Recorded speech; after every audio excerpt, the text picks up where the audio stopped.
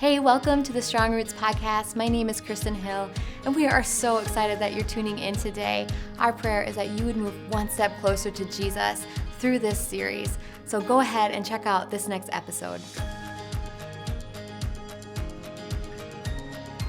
Hey, Strong Roots podcast. We're here and we're in our Motherhood series, and I'm here with Renee, and she is pregnant, and we're going to be picking her brain about what it's like being pregnant. And this is actually your first pregnancy, right? Correct. So yeah. I think it's going to be more fun because as they go on, they all kind of get blurred. And so Renee is one of the sweetest, kindest, most genuine people I know. So I'm really, really excited for people to get to know you today. Thank you. Yes. So what's your journey into motherhood look like, Renee?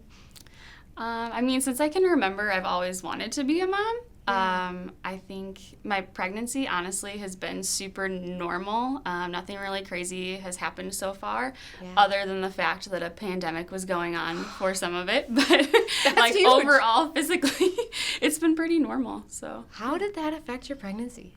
It definitely just more affected it, emotionally. Yes. I think just I already had a lot of thoughts going on in my head, and then that happened, and it definitely just made me a little more, nervous about what was to come for the pregnancy, in the hospitals and stuff. But Absolutely. Because I'm sure there's a lot that's going to be different than, isn't there 6 weeks where you have to isolate after, correct? Yep, and me and my husband are the only ones allowed in the room. Nobody can wait in the waiting room when we go to deliver and that, so it's a little different. Grandmas and grandpas are not happy, but Right. there's nothing we can do about it at this time, so. And it might be more special just being the two of you. Yeah, so true. So has anything surprised you about being pregnant?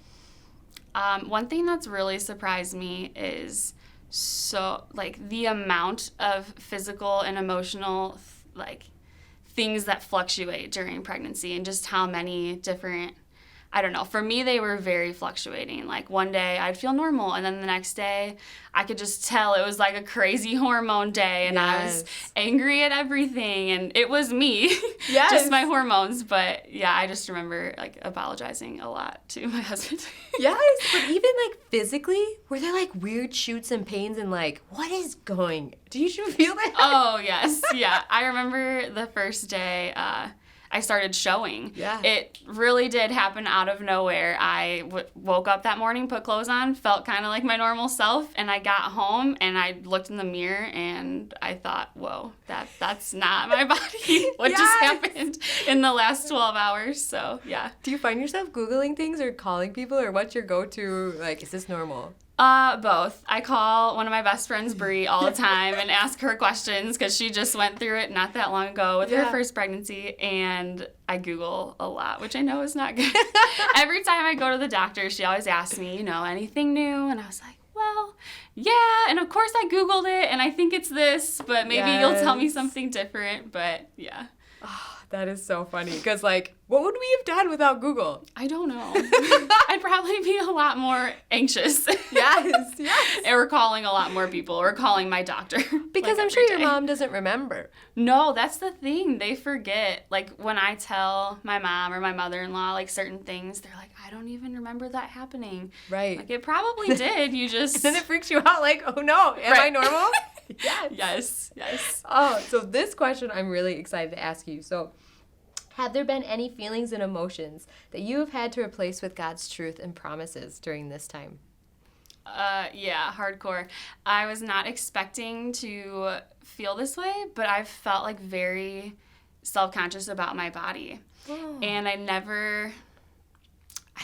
don't know, I just never thought that would be a thing. I just thought it would feel normal to me to be pregnant and be getting bigger, and obviously there's a baby in there. It's not like I'm just gaining weight. But I've been super self-conscious about what people think about the way I look now, and I've definitely had to replace that with God's truth. One of the things that I've really looked at is Psalms 139, where it says, God made all the delicate inner parts of your body, and he knit you together in your mother's womb. I have to remind myself, there's literally a miracle growing in there. It's nothing to be self-conscious of. It's a miracle. Right. And then also in 1 Corinthians 6, my body is a temple for the Holy Spirit. My body's not my own anyways, pregnant or not. Right. It's to glorify God, and obviously this miracle, like he's given it to me and my husband, and it's to glorify him. So, yes. But yeah, it's been a huge struggle. I have to keep saying those things over and over and over again. I think it's a normal struggle. I think on the outside you look at pregnant women and they're like, oh, they're so beautiful. Right. But then when you're pregnant, you're like, I don't feel beautiful. Right. Why is that? I don't know. I really don't. I constantly, my husband knows probably more than anyone else, because at the end of the day, I'll just feel like icky. I don't know how else to explain it. Because your body's not your own in a way. And it's doing things that are amazing. Mm-hmm. Like, this doesn't feel normal. Right. Like, I think you're just told as a woman all the time that, like, pregnancy is such a beautiful thing, which it is. Yeah.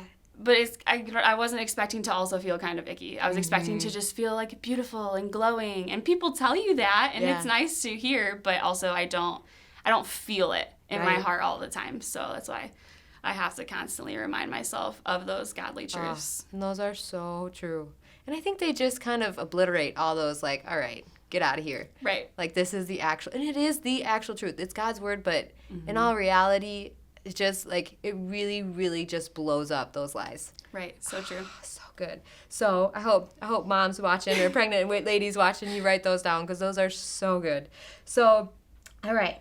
How do you navigate, other people's expectations of you as a mother? And how have you handled boundaries while being pregnant? That's such a good one. Yes. So both of these are very hard for me. I'm not good at, like, setting boundaries with people. I have a tendency to, like, let people walk all over me, or let other people's expectations hinder my thoughts. I tend to be, like, a people pleaser.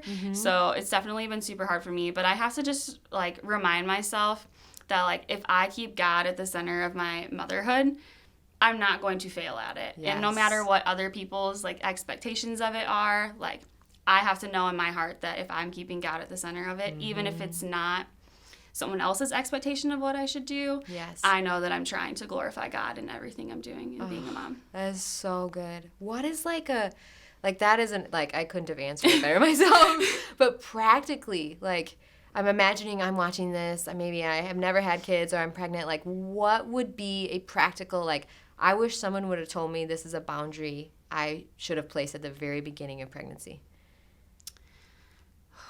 That's tough. Is it? I think you have to not... I think for me, I have to, like, learn when to not necessarily cut someone off, but just let them know, like, hey, that's not the way I'm going to parent. And I don't know, maybe just, like, explaining to them, like, I am trying to glorify God, like, in what I'm doing, and, like, I don't know, actually explaining that to a person versus just, like, shutting them down. Or for me, I just shut down and say nothing, and then nobody knows what I'm thinking. So yeah, just, I don't know, telling people, which is kind of sharing Jesus too in that way. Yes. Oh, that's so good. Have you had to do that a lot? Yeah. Yes. I think, I don't know. It's been interesting. I haven't really seen, like, a ton of people being like, kind of quarantined during some of my pregnancy, but the people I have seen, it's definitely, you kind of have to explain, like, why you're doing things the way you are.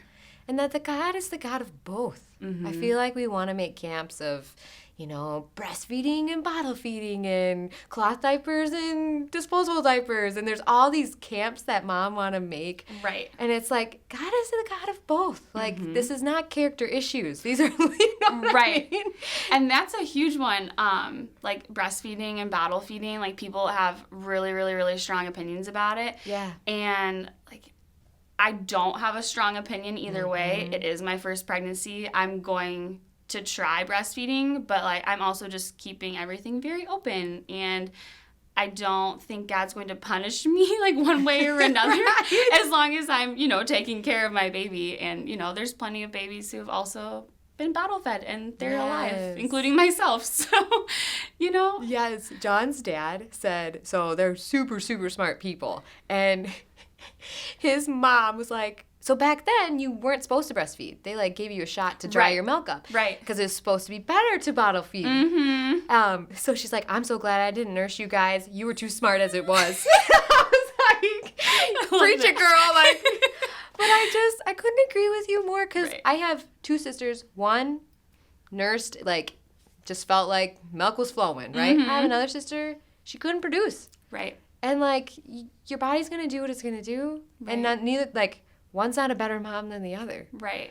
And I think, both of them are still taking care of their babies. And I think what's worse is mom shaming someone for their decision. Like, that's obviously not honoring God, like shaming another woman for their choices, unless, if they weren't taking care of their baby, that would be something different. But both of their babies are still being fed, so.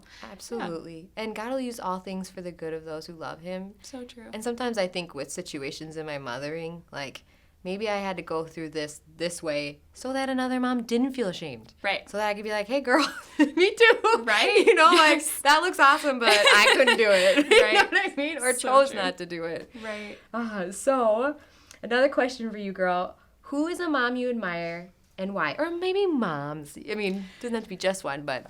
So I have 2. Yes. My own mom, I admire her for a lot of reasons. She always pushed and cheered me and my brother and my sister on to do the things we were passionate about or the things we were good at.